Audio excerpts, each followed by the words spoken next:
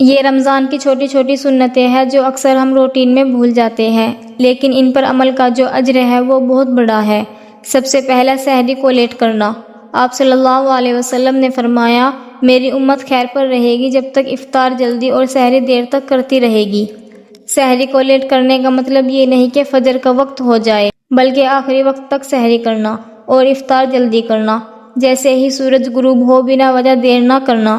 اب جیسے ہی ہمارے گھر کے پاس 2 سے 3 مسجدیں ہوتی ہیں تو ہمیں کسی دور مسجد کی آواز سنائی دیتی ہے تو بعض لوگ افطار نہیں کرتے، وہ کہتے ہیں میرے گھر کی پاس والی مسجد میں اذان ہوگی تب افطار کریں گے، تو ایسا نہ کریں۔ اگلی سنت سحری چھوڑنا نہیں ہے۔ حدیث میں آپ صلی اللہ علیہ وسلم نے فرمایا، سحری کرو کیونکہ سحری میں برکت ہے۔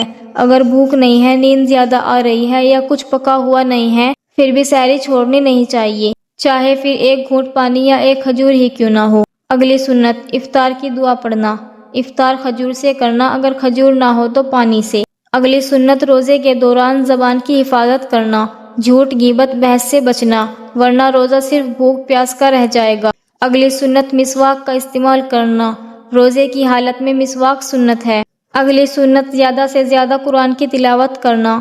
رمضان قرآن کا مہینہ ہے، قرآن کو صرف پڑھے ہی نہیں سمجھے بھی۔ اگلی سنت صدقہ دینا، چھوٹا ہی صحیح لیکن روزانہ کچھ نہ کچھ اللہ کے راستے میں دینا۔ اگلی سنت تہجد اور دعا پر زور دینا۔ رمضان کی راتوں میں کی گئی دعاؤں کا مقام بہت بلند ہے۔ آخری عشرے میں یعنی 21 سے 30 رمضان میں زیادہ اہتمام کرے۔ آپ صلی اللہ علیہ وسلم آخری 10 دن میں عبادت اور زیادہ بڑھا دیتے تھے۔ یاد رکھے اللہ چھوٹا عمل بھی اخلاص کے ساتھ قبول کرتا ہے۔ ان سنتوں کو اپنے دوستوں کے ساتھ شیئر کریں۔ السلام علیکم ورحمۃ اللہ۔